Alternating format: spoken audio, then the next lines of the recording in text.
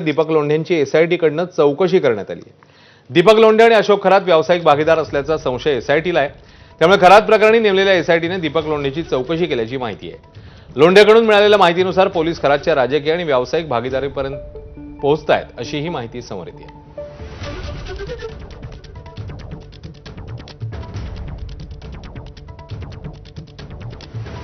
तर खरातशी कनेक्शनच्या संशयातनं दीपक केसरकरांच्या निकटवर्तीयाची चौकशी सुरू झाल्यानं ठाकरेंच्या शिवसेनेकडून जोरदार टीका होती। ॲस्ट्रॉनॉमीचा अभ्यास होता असं ते 8 ते 10 वेळा आपल्या बाईटमध्ये सांगतात। अहो, ज्या मंत्र्यांना ॲस्ट्रॉनॉमी आणि ॲस्ट्रॉलॉजी ह्याच्यातला फरक कळत नाही आणि ते शिक्षण मंत्री असतात हो आपल्या राज्याचे, महाराष्ट्रातल्या थोर जनते हो, अहो तुम्ही समजून घ्या आपण काय काय लोकांना निवडून दिलंय। दीपक लोंढे मला वाटते एक वेळचा नगरसेवक राहिलेला माणूस आहे। दीपक लोंढे हा त्यांचा अतिशय त्यांचे फायनान्शियल व्यवहार सगळे बघायचा। एकनाथ शिंदे यांनी त्यांचा राजीनामा घेतला पाहिजे।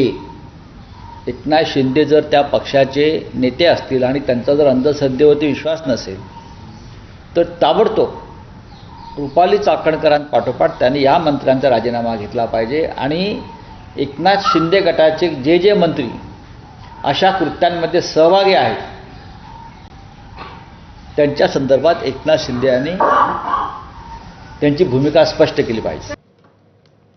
तर शिंदेचे नेते दीपक केसरकरांचाही बंधू अशोक खरात सोबतचा फोटो समोर आलाय, त्यामुळे मोठी खळबळ उडाली आहे। यानंतर मोठे आरोप प्रत्यारोप झाले, मात्र आता स्वतः केसरकर यांनी याबद्दल स्पष्टीकरण दिलेलं आहे। खरात सोबत कोणतेही वैयक्तिक संबंध नव्हेत असं केसरकर म्हणतात।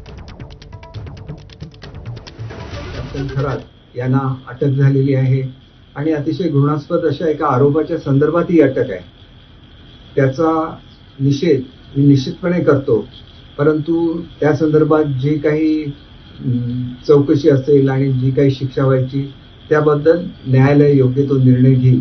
परंतु त्यांच्या ओळखीच्या लोकांना याच्यामध्ये गुंतवणं, त्यांचे फोटो प्रसिद्ध करणं हे अतिशय चुकीची बाब आहे असं मला स्वतःला वाटतं। ईशानेश्वर मंदिरमुळे माझी आणि कॅप्टन खरात यांची ओळख झालेली आहे। कॅप्टन खरात यांचा ॲस्ट्रॉनॉमीमध्ये चांगला अभ्यास असल्यामुळे माझ्यासारख्या अनेक लोकांची त्यांची ओळख आहे। परंतु यामुळे काही राजकीय जे आरोप केले जातात ते मात्र अत्यंत चुकीचे आहेत। विशेषतः संजय राऊतने म्हटलेलं आहे की ते माझं डिपार्टमेंट चालवतं, ते कसं चालवणार? ते एकदा सुद्धा माझ्या ऑफिसमध्ये आलेले नाहीत। भोंदूबाबा अशोक खरातला अटक करण्याच्या 3 दिवस आधी 3 IAS अधिकाऱ्यांची खरात सोबत बैठक झाल्याचं समोर आलंय। शिर्डीमध्ये 3 IAS अधिकारी नराधम खरातला भेटल्याची माहिती आहे।